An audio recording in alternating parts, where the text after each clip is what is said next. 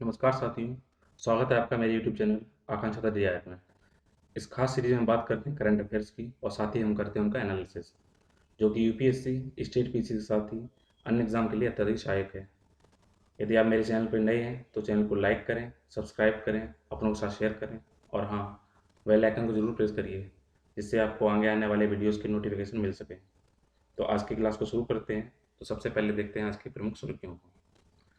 हाल ही में भारत के सर्वोच्च न्यायालय ने न्याय की दो समांतर प्रणालियों का उल्लेख किया है, जिसमें एक अमीर के लिए और दूसरी गरीब के लिए।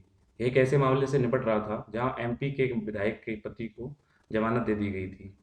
गुवाहाटी उच्च न्यायालय ने अरुणाचल प्रदेश सरकार की एक अधिसूचना पर रोक लगा दी है, जिसमें कहा गया है कि काम के लिए राज्य प्रवेश करने के लिए अस्थायी परमिट केवल उन लोगों को जारी किया जा सकता है जिन्हें कोविड-19 के खिलाफ टीका लगाया गया था। हाल ही में एक अध्ययन से पता चला है कि गंगा के विभिन्न हिस्सों को माइक्रोप्लास्टिक से प्रदूषित किया गया है। ऐसे प्लास्टिक की उच्चतम सांद्रता वाराणसी में पाई गई है, जिसमें एकल उपयोग और द्वितीय प्लास्टिक उत्पादन शामिल हैं। इजराइल के स्पाइस वेयर पेगासस के कारण लोकसभा में हो रहे लगातार विवाद के बीच भारत सरकार ने दावा किया है कि भारत में सभी अवरोध कानूनी रूप से होते हैं। दिल्ली उच्च न्यायालय ने नई आईटी नियमों को चुनौती देने वाली याचिका पर केंद्र से जवाब मांगा है, जिसमें कथित तौर पर मुक्त भाषण के मौलिक अधिकारों को और व्हाट्सएप, इंस्टाग्राम और ट्विटर जैसे सोशल मीडिया बिचौलियों के उपयोगकर्ता की गोपनीयता की ओर अवहेलना की गई है। पूर्ण पैमाने पर केंद्रीय बैंक डिजिटल मुद्रा शुरू करने के लिए अपनी रणनीति को जांचने की मदद करने के लिए थोक और खुदरा भुगतान करने वालों की डिजिटल मुद्रा का उपयोग करने की व्यवहार्यता का आकलन करने के लिए भारतीय रिजर्व बैंक जल्द ही पायलट परियोजना को शुरू करने की संभावना है। गृह मंत्रालय द्वारा दी गई जानकारी के अनुसार भारत ने 26 द्विपक्षीय समझौतों, 15 समझौते ज्ञापनों और विभिन्न देशों के साथ सुरक्षा सहयोग पर 2 समझौतों पर हस्ताक्षर किए हैं, जो कि रासायनिक अग्रदूतों के अलावा मादक पदार्थों, दवाओं, मनोदेह पदार्थों की अवैध तस्करी से निपटने के लिए हैं। इसके अलावा हम बात करेंगे भारतीय प्राकृतिक कृषि पद्धति की और गांव बुरास के बारे में। तो आइए देखते हैं सबसे पहले उन खबरों को जिनका संबंध जीएस पेपर 2 से है। ये बात है न्यायपालिका की स्वतंत्रता से, और विषय की बात करें तो भारतीय संविधान ऐतिहासिक आधार, विकास विशेषताएं, संशोधन, महत्वपूर्ण प्रावधान और बुनियादी संरचना से इसका संबंध है। तो आइए देखते हैं आखिर मुद्दा है क्या। अभी हाल ही में एमपी हाईकोर्ट ने क्या किया है, एक जो विधायक है वहाँ की, उनके पति को जमानत दे दी है, जिससे सुप्रीम कोर्ट ने गिरफ्तारी से बचने वाली आपराधिक इतिहास वाले व्यक्ति को जमानत देने की एक गंभीर त्रुटि करार दिया है। और देखते हैं कि सुप्रीम कोर्ट ने इसके बारे में क्या कहा है। उसने बोला है, भारत में दो पैरेलल कानूनी प्रणालियां नहीं हो सकती, एक अमीर और साधन संपन्न जो और राजनीतिक शक्ति और प्रभाव रखने वाले के लिए, और साथ ही साथ दूसरी न्याय प्राप्त करने या न्याय से लड़ने के लिए संसाधनों और क्षमताओं के बिना छोटे लोगों के लिए। अर्थात ऐसे दो प्रणालियां नहीं हो सकती हैं कि जो अमीर के लिए अलग बने और गरीब के लिए अलग बने। दोहरी कानून प्रणाली का अस्तित्व केवल कानूनी की वैधता को खत्म कर देगा। इसके अलावा न्यायपालिका की स्वतंत्रता प्रत्येक न्यायाधीश की स्वतंत्रता है। मामले ने ट्रायल जजों पर राजनीतिक दबाव लागू करने की एक बड़ी अस्वस्थता की ओर इशारा किया है। उन्हें ऐसा लगा है कि राजनीतिक दबाव के चलते उन्हें ये जमानत दी गई है, बेल दी गई है। तो आइए देखते हैं कि भारत का संविधान न्यायपालिका की स्वतंत्रता को कैसे सुनिश्चित करता है, कैसे सुनिश्चित करता है कि न्यायालय स्वतंत्र रहे, किसी के प्रभाव में ना आए, अमीर गरीब का भेद ना रहे। सबसे पहले क्या होता है कि जितने भी न्यायाधीश हैं उनको राष्ट्रपति उनके कार्यकाल की सुरक्षा होती है, उन्हें ऐसे नहीं हटाया जा सकता। सिर्फ न्यायाधीश की आदेश से ही उन्हें हटाया जा सकता, न्यायाधीशों को राष्ट्रपति के आदेश के द्वारा ही हटाया जा सकता है, और वो भी कब, या तो उन पे साबित दुर्व्यवहार हो या उन्होंने मिसबिहेव किया हो, साथ ही साथ क्या हो, उनकी कैपेसिटी ना रही हो।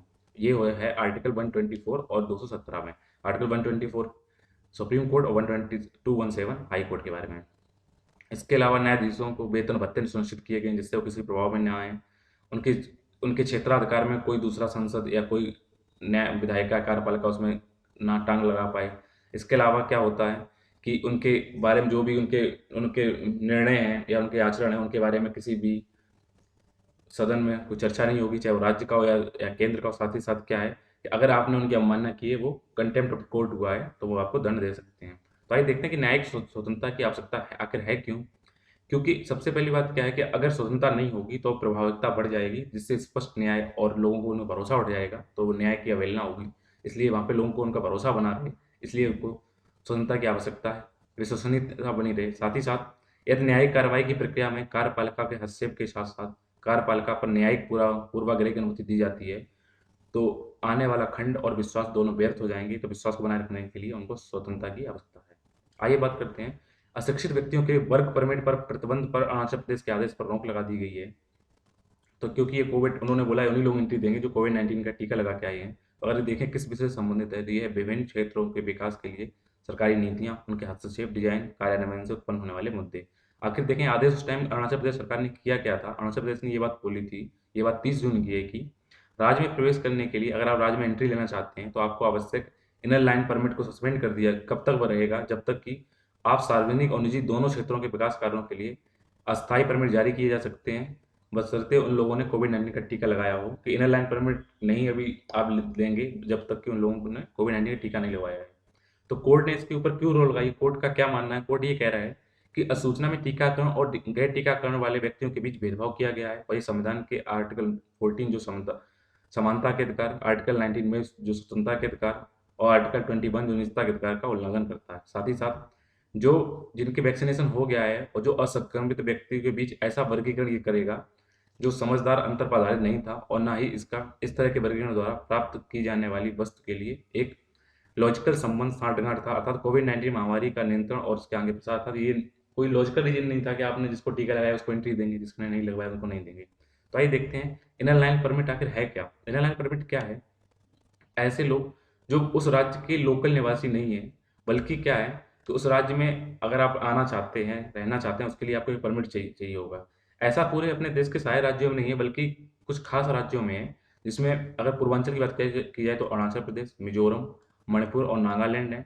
और अगर एक आप आइलैंड की बात करें तो हम लक्षद्वीप ऐसा राज्य है, सॉरी, हाँ, लक्षद्वीप ऐसा यूटी है जहाँ पे आपको इनर लाइन परमिट की आवश्यकता होती है। तो अगर मैप में देखें तो आपको देखिए पूर्वांचल वाले राज्य हैं, असम, मेघालय, अरुणाचल, मेघालय, मणिपुर, मिजोरम, त्रिपुरा। तो इनमें से आपको केवल खास अरुणाचल प्रदेश, नागालैंड, मणिपुर, मिजोरम को, इन राज्यों में अगर आपको रहना है, अगर आप इस देश के नागरिक हैं, तो आपको इनर लाइन परमिट चाहिए होगा। ठहरने की अवधि और किसी भी गैर मूल निवासी के लिए उपयोग किए जाने वाला क्षेत्र का निर्धारण आईएलपी के द्वारा किया जाता है। आईएलपी संबंधित राज्य सरकार द्वारा जारी किया जाता है और इसे ऑनलाइन या पर्सनली जाकर आप दे सकते हैं। साथ ही साथ क्या होता है, ये आईएलपी केवल घरेलू पर्यटक जो केवल देश के निवासी उनके लिए, बाहर वालों के लिए ये आईएलपी नहीं है। अगर इसके पीछे हम देखें क्या रीजन रहे होंगे आईएलपी जारी करने का, तो सबसे पहले देखते हैं inner line permit Bengal eastern frontier regulation act 1873 का विस्तार है। अंग्रेजों के पूर्वोत्तर पर कब्जा करने के बाद यहाँ के कॉलोनिज्म ने आर्थिक लाभ के लिए इस क्षेत्र और इससे संसाधनों का शोषण करना शुरू कर दिया। उन्होंने सबसे पहले ब्रह्मपुत्र घाटी में चाय बागान और तेल इंडस्ट्री शुरू की। पहाड़ी क्षेत्रों में रहने वाले स्वदेशी जनजातियां नियमित रूप से ब्रिटिश ईस्ट इंडिया कंपनी द्वारा स्थापित चाय बागानों, तेल रिंग और व्यापारी चौकियों को लूटने के लिए मैदानी इलाकों में छापामारी करती थी। इसी संदर्भ में यहाँ पे इसको इनर लाइन परमिट के लिए बोला गया था कि जो बाहर से लोग आते हैं वो यहाँ पे परमिट लें तभी अंदर आए, नहीं तो उनको घाटा हो रहा था। चलिए आइए बात करते हैं जीएस पेपर 3 से संबंधित विषय के बारे में, जो है अंतर्देशीय पोत विधेयक, अर्थात इनलैंड वाटर आर्टिकल एक्ट, जो कि किस पे है। सरकार ने लोकसभा में अंतर्देशीय पोत विधेयक 2021 को पेश कर दिया है। अगर इससे विषय से संबंधित देखें तो ये इंफ्रास्ट्रक्चर से संबंधित है, उसमें भी किससे, वाटरवेज, जलमार्ग से। अगर इस विधेयक की प्रमुख बातें देखें तो क्या है, यह राज्यों द्वारा बनाए गए अलग अलग नियमों के बजाय पूरे देश में एक कानून के प्रावधान करेगा। साथ ही साथ इस कानून में तहत दिया गया है कि अगर आपने रजिस्ट्रेशन करा दिया और आपको प्रमाणन सर्टिफिकेट मिल गया है, तो ये सभी राज्यों और यूटीज में मान्य होगा, किसी अलग राज्य में आपको परमिशन लेने की आवश्यकता नहीं होगी। इसके अलावा ये विधेयक इलेक्ट्रॉनिक पोर्टल पर पोत पंजीकरण, यानी जो आपका शिप है उसके बारे में, उसके रजिस्ट्रेशन के बारे में, जो आपके ड्राइवर उनके बारे में एक सेंट्रल डाटाबेस तैयार करेगा। साथ ही साथ ये जो मैकेनिकल रूप से जो जहाज चलेंगे उनके लिए पंजीकरण आवश्यक होगा, लेकिन अगर जो नॉन मैकेनिकल रूप से संचालित जहाज हैं उनको जिला, ताल्लुक या पंचायत या ग्राम स्तर पर नामांकित करना होगा, उनके लिए रजिस्ट्रेशन अनिवार्य नहीं होगा। तो अगर हम बात की इंटर वाटरवेज टर्मिनल की बात करें या ट्रांसपोर्ट की बात करें, तो हम देखते हैं भारत में अगर आप देखें तो अगर देश का नक्शा है तो अगर लगभग इस जो ये इलाका है, तो यहाँ पे इंडिया का ये पूरा कोस्टल रीजन है, यहाँ से लेके यहाँ पे बंगाल की खाड़ी है, इधर हिंद महासागर है, इधर अरेबियन सी है। तो यहाँ पे क्या है, आपको टोटल अगर आपके क्वेश्चन आता है कि भारत में कितना नौगमन, कितने लोग है, तो 14,500 किलोमीटर जलमार्ग है, जिसमें नदियां हैं, नहरें हैं, बैक वाटर, खाड़ियाँ आदि हैं। तो ये हो गया आपके बाहर का, और अंदर अंदर जो आपकी नदियां हैं, नहरें हैं, झीलें, उनकी पूरा एरिया कितना है, 14,500 किलोमीटर।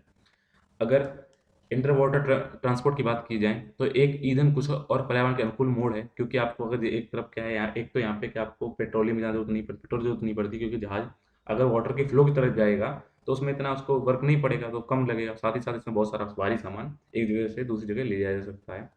अगर देश के अंदर इसके प्रावधान की बात करें तो राष्ट्रीय जलमार्ग अधिनियम 2016 के अनुसार देश में कुल 111 जलमार्गों को राष्ट्रीय जलमार्ग घोषित कर दिया गया है।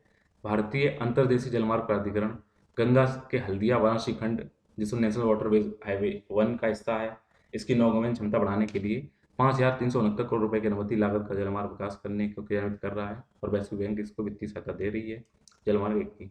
तो आपसे प्रश्न बनता है, जो सीधे सीधे प्रश्न आते हैं वो ये आते हैं आपके पास हमेशा कि आप इसमें बताइए कि कौन कौन सा कहाँ पे है। तो आपको ये बात ध्यान रखनी पड़ेगी, अगर नेशनल वाटरवेज 1 की बात करें तो ये गंगा नदी बनाया गया है 1620 किलोमीटर का। किन किन राज्यों में? यूपी, बिहार, झारखंड, वेस्ट बंगाल में। और ये हल्दिया आपको यहाँ पे मैंने आपको बता दिया, पहला वाटरवे यहाँ पे रहा है हल्दिया से लेकर वाराणसी के बीच में। इसके अलावा दूसरे नेशनल वाटरवेज की बात की जाए तो इसे ब्रह्मपुत्र नदी बनाया गया है, जो कहाँ से है? धोबरई से लेकर सदिया तक, धोबरी और सदिया तक है, ये रहा सदिया और ये है आपका धोबरी। तो ये इसको बोला गया नेशनल वाटरवेज 2। इसमें ये असम, वेस्ट बंगाल, अरुणाचल प्रदेश और मेघालय को शामिल करता है। अगर नेशनल वाटरवेज 3 की बात की जाए तो आप ये पश्चिमी घाट पे आइए यहाँ पे, तो वेस्टर्न कोस्टल कैनाल में इसे कोल्लम टू कोलापुरम बनाया गया है और ये केरला के अंदर है। नेशनल वाटरवेज 4 की बात की जाए तो ये गोदावरी कृष्णा और उनके नया कैनाल पे बनाई गई है। ये 1078 किलोमीटर है। इसमें आंध्र प्रदेश, तमिलनाडु और पुडुचेरी जो यूटी है उसमें शामिल किया गया था। आपको बता दें, पहला यहाँ पे, दूसरा ये, तीसरा ये और चौथा ये। तो आइए बात करते हैं पाँचवा जो वाटरवे बनाया गया है, जो ब्राह्मणी डेल्टा बनाया गया है, ये कहाँ तक है? गोनेखल्ली टू तलचर तक है और ये ओडिशा, वेस्ट बंगाल में। ये आपका रहा, ये रहा आपका वेस्ट तलचर से लेकर, ये रहा आपका वाटरवेज 5। और अब 6 की बात की जाए तो 6 कहाँ पे? असम, मिजोरम, मणिपुर, त्रिपुरा में है, जो यहाँ पे ये आपका है, इस जगह पे ये बॉर्डर पे बनाया गया है। इसको लखीमपुर टू बागा तक इन प्रोग्रेस में है। तो आपको ये ध्यान रखना पड़ेगा कि वाटरवेज 1, 2, 3, 4, 5, 6 टोटल अभी तक हैं, ये कहाँ कहाँ पे हैं, किस राज्यों में। ये प्रश्न आपसे सीधे आ सकते हैं। तो आइए बात करते हैं गंगा के माइक्रो प्लास्टिक के बारे में। तो अभी अभी जैसे ही मैंने चैनल स्टार्ट किया तो आपको वहाँ पे ये पिक दिखाई पड़ेंगी छोटे छोटे, तो आपको लगा कोई सीनरी, ये मछली इसमें तैर रही है, ऐसा कुछ नहीं, वो माइक्रो प्लास्टिक थे। तो आइए देखते हैं क्या है। हाल ही में एक अध्ययन से पता चला है कि गंगा के विभिन्न हिस्सों को माइक्रो प्लास्टिक से पोल्यूटेड किया जा रहा है। ऐसे प्लास्टिक की उच्चतम सांद्रता वाराणसी में पाई गई है। हाई डेंसिटी, इनमें हाई रेशियो कहाँ पाया गया है? वो वाराणसी में था। और इसमें एकल उपयोग और द्वितीय प्लास्टिक उत्पादन शामिल थे। तो अगर देखें किस विषय से संबंधित हैं तो ये है प्रदूषण और संरक्षण से संबंधित मुद्दों से। तो सबसे पहले देखते हैं आखिर माइक्रो प्लास्टिक है क्या। माइक्रो प्लास्टिक को सिंथेटिक ठोस कणों के रूप में परिभाषित किया गया कि सिंथेटिक हैं, ये आपके नेचुरल नहीं है, सिंथेटिक हैं। और इनके आकार की बात की जाए तो ये एक माइक्रोमीटर से लेकर 5 मिलीमीटर तक होते हैं, जो पानी में घुलते नहीं है, उसी में से तैरते रहते हैं। तो देखिए, अगर आप हाथ में लेंगे आपको इस तरह दिखाई पड़ेंगे, और अगर किसी पानी के अंदर जाएंगे तो ऐसे ही उड़ते हुए दिखाई पड़ेंगे। तो इसके पीछे देखते हैं क्या रीजन है वहाँ पे, क्यों इतने माइक्रो प्लास्टिक्स इतने नदी के अंदर, खास गंगा में नहीं, पूरे पानी में क्यों आ रहे हैं आज? ये देश समस्या नहीं है, क्योंकि वैश्विक स्तर पर माइक्रो प्लास्टिक एक सबसे बड़ी समस्या होती जा रही है। तो आपने देखा होगा नदी कई शहरों से होकर गुजरती है और वहाँ पे बिना ट्रीट किए हुआ पानी डायरेक्ट नदियों में डाल दिया जाता है। तो घरों से निकला हुआ पानी उसमें जाता है और हमें मिल जाता है। साथ ही साथ इसमें आपने देखा होगा कुछ धार्मिक प्रसाद होते हैं, फूल पत्ती होती हैं, उसमें भी कुछ आपने देखा, अगरबत्ती है, कुछ भी है, तो उनके प्लास्टिक में चले जाते हैं। साथ ही साथ क्या होता है कि आपने देखा होगा, आप कूड़े में वो पदार्थ फेंक देते हैं, वो मटेरियल फेंकते हैं जो टूट गए हैं, लैपटॉप वगैरह वो टूट के आपने डाल दिया डस्टबिन, डस्टबिन चला गया, वो आपको वहाँ पे डंपिंग एरिया में, डंपिंग एरिया से वो टूट टाट के पानी से होते हुए नदियों में पहुँच गए। तो देखते हैं माइक्रो प्लास्टिक इतना हानिकारक क्यों है। ऐसा इसलिए कहा गया है कि क्योंकि माइक्रो प्लास्टिक को अगर डिकम्पोज होना तो उनको 1-2 साल नहीं, सैकड़ों हज़ारों साल लगते हैं डिकम्पोज होने के लिए, उनको डिकम्पोज होने के लिए हज़ार साल लगेंगे। साथ ही साथ समुद्री जितनी प्रजातियाँ हैं वो वहाँ पे जाएंगी, खासकर जो जियो प्लैंकटन है, तो उसमें क्या होगा, वो खाएंगे, उनके खाद्य श्रृंखला में अंदर प्रवेश कर जाएंगे। अब जब खाद्य श्रृंखला में प्रवेश कर जाएंगे तो उनका क्या होगा, वहाँ पे एक तो वो उनकी मौत होगी, साथ ही साथ क्या होगा कि उनका जब मरेंगे तो उनको हल्के बुलेट्स टाइप में बन जाएंगे, जो दूसरे लोग खाएंगे उनको हानि होगी। क्योंकि इसे इसलिए आपको देखा, रिसर्च में पता चला है कि व्हेल, समुद्री पक्षी, कछुए जैसे समुद्री जानवरों को अनजाने में प्लास्टिक को निगल जाते हैं, जो अक्सर उनके दम घटने का कारण उनकी मौत होती है और इकोसिस्टम वहाँ पे क्या अनबैलेंस हो रहा है। बहुत से आपने देखा होगा मछलियाँ अब मरी हुई पाई जा रही हैं समुद्र तटों के अंदर। ये तो कॉमन बात है, इंसान तब तक नहीं समझता है जब तक कि कोई भी इफेक्ट उसके ऊपर ना आए। तो माइक्रो प्लास्टिक ने इंसानों के ऊपर भी डालना असर शुरू किया है। क्यों?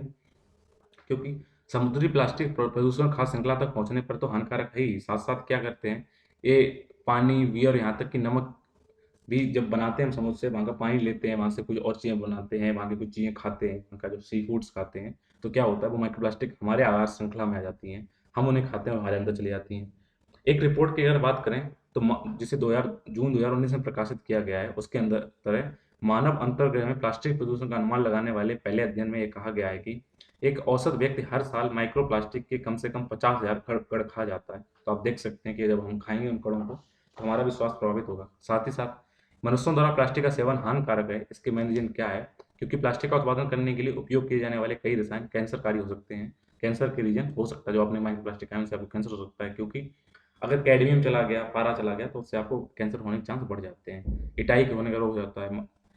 चूंकि माइक्रोप्लास्टिक अध्ययन का एक उभरता हुआ क्षेत्र है, तो पर्यावरण के साथ साथ ये मानव स्वास्थ्य पर इसके सटीक जोखिम स्पष्ट रूप से अभी ज्ञात नहीं हुए हैं। तो और रिसर्च किए जाएंगे और स्टडी की जाएगी तो आपको पता चलेगा इस और हानिकारक है।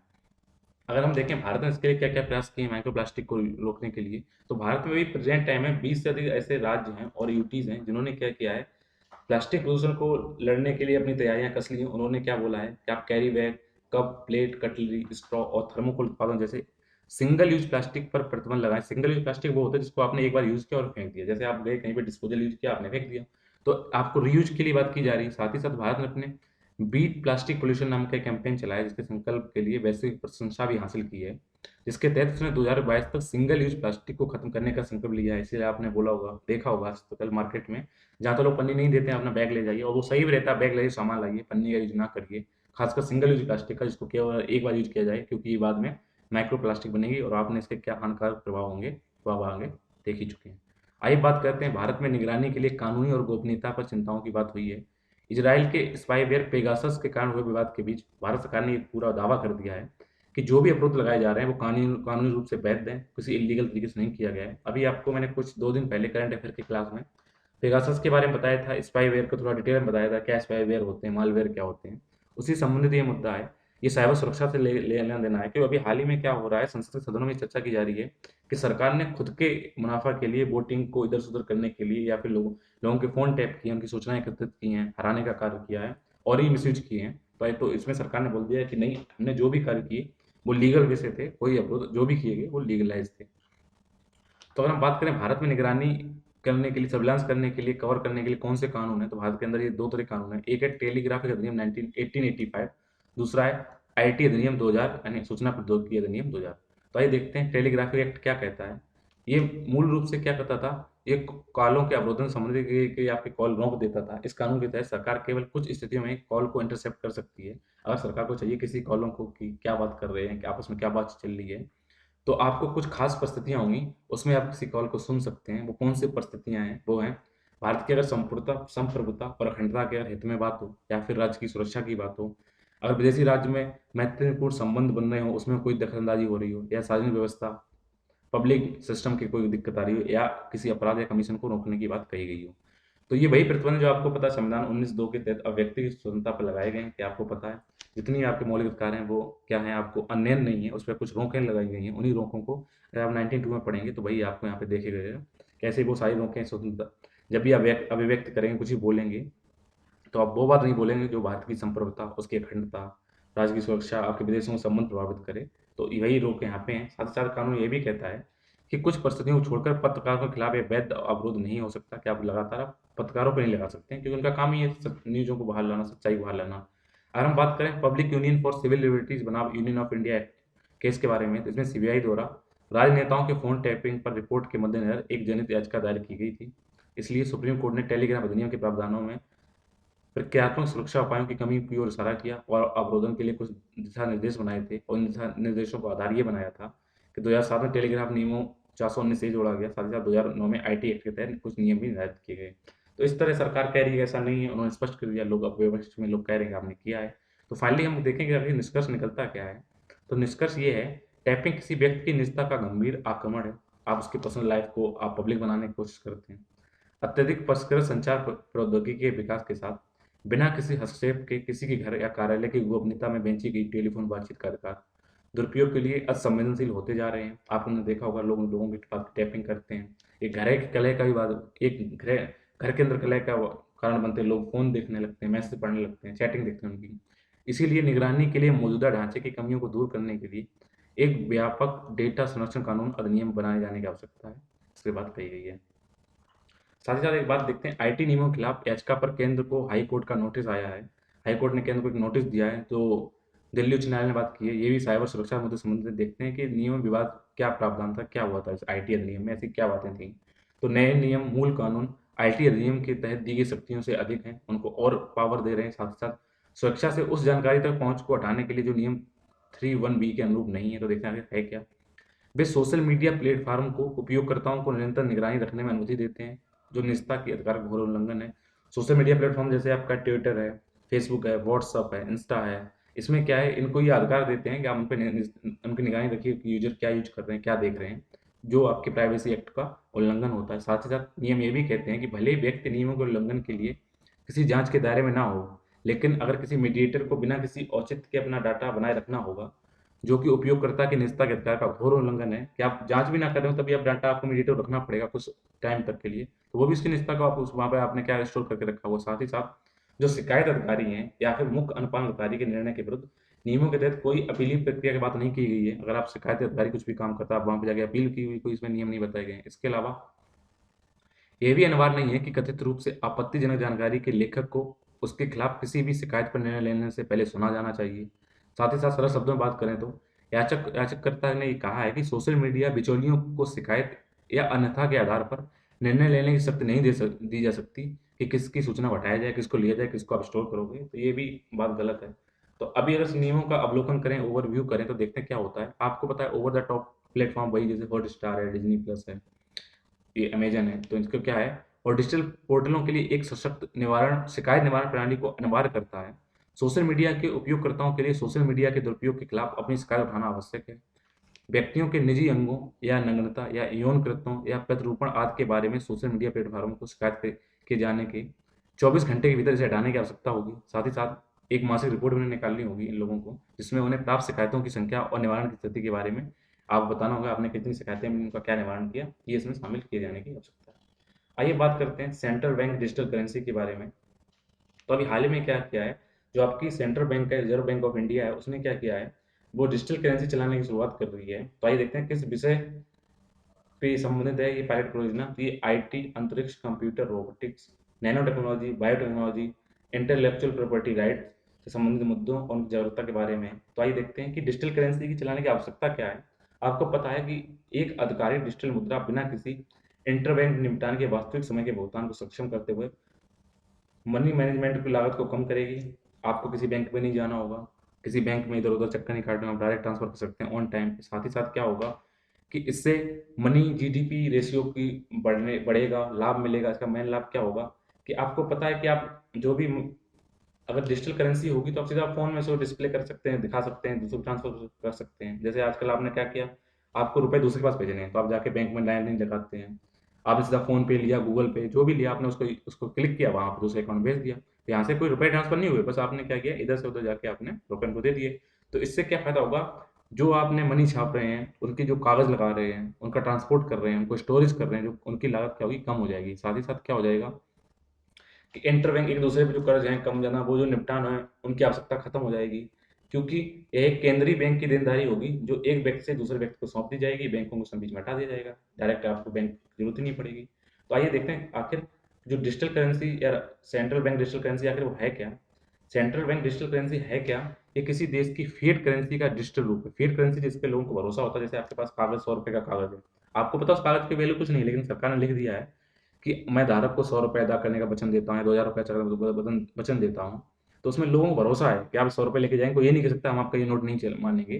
तो इसीलिए क्या है, ये डिजिटल करेंसी भी उसी तरह फिएट मुद्रा होगी उसी देश की। उस केंद्र कागजी मुद्रा सिक्कों की ढलाई करने के बजाय केंद्रीय बैंक इलेक्ट्रॉनिक टोकन जारी करता है।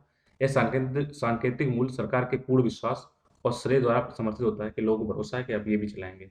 तो इसी के ऊपर एक समिति बनी है जिसके नाम है एससी गर्ग समिति, जो जिसे 2019 में बनाया गया था। उस कमेटी ने क्या रिकमेंडेशन दी है, वो क्या रिकमेंडेशन है, वो इस प्रकार है। किसी भी रूप में क्रिप्टो करेंसी के साथ उसकी माइनिंग, उसके धारण, लेन देन या लेन देन करने वाले किसी व्यक्ति को प्रतिबंधित करें। यह डिजिटल मुद्रा के विनियमन या व्यापार के लिए 1 से 10 साल की जेल या अवधि की सिफारिश करता है। इसके अलावा यह सरकारी खजाने को हुए नुकसान या क्रिप्टो करेंसी उपयोगकर्ता द्वारा किए गए लाभ के 3 गुना तक का मौद्रिक दंड प्रस्तावित किया है, जो भी इसमें दोनों अधिक हो, या फिर आपको या 3 गुना अधिक भुगतान हो, या फिर साझा आपको दंड हो। हालांकि पैनल ने कहा कि सरकार को भारतीय रिजर्व बैंक द्वारा संभावित क्रिप्टो करेंसी जारी करने पर खुले दिमाग रखने चाहिए। मतलब कि उन्होंने बोला था कि जो लोग पर्सनली यूज करें क्रिप्टो करेंसी, उन पर रोक लगे, उन पे सजा का प्रावधान हो, उन पे आप फाइन लगाइए। लेकिन अगर सेंट्रल गवर्नमेंट चला रही है तो उसको ध्यान रखना चाहिए, खुले दिमाग से यूज करे और उसको लाए। आइए बात करते हैं राष्ट्रीय डिजिटल मुद्रा को लागू करने की चुनौतियाँ क्या आ रही हैं इसके अंदर। इसमें सबसे बड़ी डिजिटल मुद्रा आप बनाएँगे, सबसे पहले क्या आपको साइबर अटैक हो सकते हैं। दूसरा क्या, जिन लोगों का यूज़ करना चाहते हैं वो इतने पढ़े लिखे नहीं, उनको डिजिटली उनकी जो एजुकेशन अभी थोड़ी कम है। साथ ही साथ उनके रेगुलेशन, निवेश, खरीद पर नज़र रखने, व्यक्तियों पर कर लगाने संबंधी चुनौतियाँ हैं। साथ सबसे बड़ा खतरा यहाँ पे गोपनीयता का होगा, क्योंकि डिजिटल मुद्रा को किसी व्यक्ति की कुछ बुनियादी जानकारी एकत्रित करनी चाहिए, ताकि व्यक्ति ये साबित कर सके कि उसे डिजिटल मुद्रा का धारक है, तो उसमें ये गोपनीयता आपकी ना लीक हो, ये बात की रही है। अभी हाल में जितने मादक पदार्थ हैं उनकी जो आपने स्मगलिंग हुई है उसके बारे में एक समझौता ज्ञापन पे मिनिस्ट्री ऑफ होम अफेयर्स यानी गृह मंत्रालय ने कुछ बातें कही हैं। अगर इसके विषय संबंधित देखें तो ये सीमावर्ती क्षेत्रों में सुरक्षा चुनौतियों और उनके प्रबंधन, संगठित अपराध, आतंकवाद से संबंधित है। अभी हाल में अंतर्राष्ट्रीय संगठन जिनके साथ नारकोटिक्स कंट्रोल ब्यूरो ने समन्वय किया है, उसमें अगर इसके अंदर कौन कौन से देखें, कौन लोग शामिल हैं, कौन सी संस्थाएं शामिल हैं इसको ड्रग्स को तस्करी को रोकने के लिए, उसमें है SAARC drug office monitoring test, BRICS Colombo योजना, औषधि मामलों पर आसियान के वरिष्ठ अधिकारी, बंगाल की खाड़ी बहुत क्षेत्रीय तकनीकी और आर्थिक सहयोग पहल जिसको बिम्स्टेक नाम कहा जाता है। इसके अलावा ड्रग्स एंड क्राइम पर संयुक्त राष्ट्र कार्यालय, इंटरनेशनल नारकोटिक्स कंट्रोल बोर्ड। तो इन ड्रग्स को रोकने के लिए, इनकी स्मगलिंग को रोकने के लिए घरेलू उपाय क्या किए गए हैं? विभिन्न केंद्रीय और राज्य एजेंसियों के बीच समन्वय की बात कही गई है। वहीं वर्ष 2016 में गृह मंत्रालय द्वारा नार्को समन्वय केंद्र की तंत्र की स्थापना की गई है। अगर इसमें देखिए सुरक्षा एजेंसियां कौन कौन सी हैं जो इसमें काम करती हैं, वो हैं राजस्व खुफिया निदेशालय के अलावा BSF बॉर्डर सिक्योरिटी फोर्स, सशस्त्र सीमा बल, armed police force, coastal force, railway सुरक्षा बल, नेशनल जांच एजेंसियां इसमें बरामदगी करती हैं, जांच करती हैं। अब देखते हैं कि इन ड्रग्स को जो बात स्मगलिंग को रोकने की बात की जा रही है, इनके यूज की बात की जा रही है, इनको रोकने की आवश्यकता क्यों है?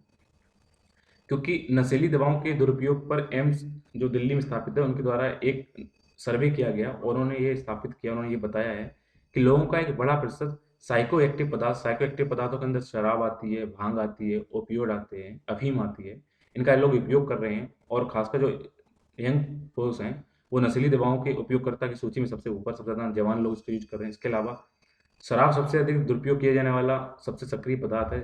इसके बाद आप लोग भांग यूज करते हैं, उसके बाद क्या करते हैं, ओपियम यूज करते हैं, जिसमें हीरोइन है, अफीम है, इनहेलर है, ये लोग आ रहे हैं। इन गंदी आदतों व्यसन की आमतौर पर शराब से शुरू होती है, जो निकोटीन और भांग की ओर बढ़ता चला जा रहा है, जिससे कठोर दवाओं के प्रवेश द्वार के रूप में जाना जाता है और ये कठोर पदार्थ हैं। अगर नेशनल क्राइम रिकॉर्ड ब्यूरो की अगर बात की जाए, उन्होंने क्या अपने डाटा निकाले हैं रिपोर्ट के बारे में, उनको उन दुर्घटनाओं, मृत्युओं, आत्महत्या के बारे में क्या बात कही गई है कि वर्ष 2019 में नशीली दवाओं के दुरुपयोग और शराब की लत के कारण कुल 7,860 आत्महत्या लोगों ने सुसाइड की हैं, जिनमें से 7,719 तो पुरुष थे, यानी कि लगभग 98-99% लोग कौन हैं, जो मेल हैं, जो सुसाइड कर रहे हैं। यहाँ तक सड़क हादसों में होने वाली मौतों के आंकड़ों में भी ड्रग्स और शराब सबसे अधिक प्रेरक कारणों में से एक है। इसलिए आपको नो यूज फॉर ड्रग्स कहना चाहिए और इससे बचना चाहिए। आइए बात करते हैं भारतीय प्राकृतिक कृषि पद्धति की। भारतीय प्राकृतिक कृषि पद्धति आखिर है क्या? तो ये, क्योंकि इसमें आपको नाम से पता चलता है, भारतीय प्रकृति में जो उगती जो फसलें की जा रही थी, जिस तरीके से की जा रही थी, उन्हीं पद्धतियों को बरकरार रखना, हमारे पारंपरिक चीज़ों को बनाए रखना, इसी की बात इसमें कही गई है। सरकार पारंपरिक कृषि स्वदेशी प्रथाओं को बढ़ावा देने के लिए 2020-21 में परंपरागत कृषि विकास योजनाओं की एक उप योजना के रूप में भारतीय प्राकृतिक कृषि पद्धति को लागू कर रही है। यह मुख्य रूप से सभी सिंथेटिक रासायनिक आदानों के बहिष्कार की ओर जोर देता है और बायोमास मल्चिंग पर प्रमुख तनाव के साथ साथ ऑन फॉर्म बायोमास रिसाइक्लिंग को बढ़ावा देता है। अर्थात जो आप इसमें पेस्टिसाइड, हर्बिसाइड वगैरह डाल रहे हैं, आप जो यूरिया खाद डाल रहे हैं, यूरिया डाल रहे हैं, NPK डाल रहे हैं, नाइट्रोजन को, ये इन चीज़ों को हटा करके आप क्या करना है, वहाँ पे जो घास फूस है उनको काट के मल्चिंग करिए, उनको यूज करिए। जो जो वहाँ पे बायोमास है, पत्ते वगैरह हैं, खरपतवार है, उनको यूज करिए जो रासायनिक हैं। गोबर मूत्र का उपयोग कीजिए, पौधों पर आधारित, और बात जो मिट्टी सब है उसको यूज करिए, आप नेचुरल तरीके से सारे काम करिए।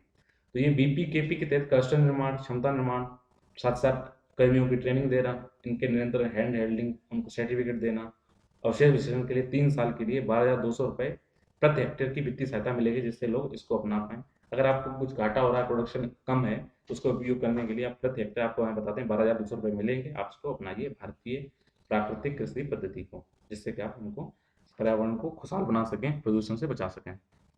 आइए बात करते हैं गाँव बुरास की। तो सबसे आपको क्वेश्चन पहले आएगा, गाँव बुरास किस राज्य में स्थित है? उसका नाम है असम। असम की ये गाँव बूरा के बारे में देखते हैं। असम के गांव बूरा की स्थापना औपनिवेशिक युग से पहले हो चुकी है, जब अंग्रेजों ने गांव के सबसे बुजुर्ग व्यक्ति को मुखिया के रूप में नियुक्त किया। वहां जो सबसे एल्डर थे, सबसे बड़े थे, उनको उन्होंने मुखिया बनाया। जो कि विशेष क्षेत्र में भूमि और राजस्व से संबंधित मामलों को देखरेख करते थे, वहाँ रेवेन्यू कलेक्ट करते थे, लैंड को देखते थे। ये वहाँ पे मुखिया थे। ये पद आमतौर पर सबसे पुराने, सबसे अधिक जानकार व्यक्ति के पास जाता था, जो सबसे पुराना है, सबसे अधिक इंटेलिजेंट भी है। साथ ही साथ जिसका गाँव या छोटे गाँव के समूह में सभी के साथ अच्छे व्यक्तिगत संबंध थे, पर्सनल जिनके रिलेशन अच्छे थे, उनको बनाया जाता है। जैसे अरुणाचल प्रदेश में भी गाँव बुरास और बुरी सबसे महत्वपूर्ण ग्राम पद के पदाधिकारी हैं। तो अगर हाल ही में कोई खबरों में क्यों लिया गया है? क्योंकि हाल ही में असम कैबिनेट ने घोषणा की है कि गाँव बुरास को अब गाँव प्रधान कहा जाए। जो जैसे गाँव में प्रधान होते हैं, वैसे वहाँ पे क्या उनको बोला जाता है, बुरास बोला जाता था मुखिया को। तो अब असम सरकार ने ये बोला है, जो मुखिया होगा अब उनको गाँव बुरास का नाम हटा के उनको भी गाँव ग्राम प्रधान किया जाएगा। तो इसी के साथ आज सारी मुख्य समाचार और मुख्य सुर्खियों का विश्लेषण समाप्त होता है। तो उम्मीद करता हूँ आपको ये प्रयोग अच्छा लग रहा होगा। तो इसी के साथ आज की बात को खत्म करते हैं। धन्यवाद।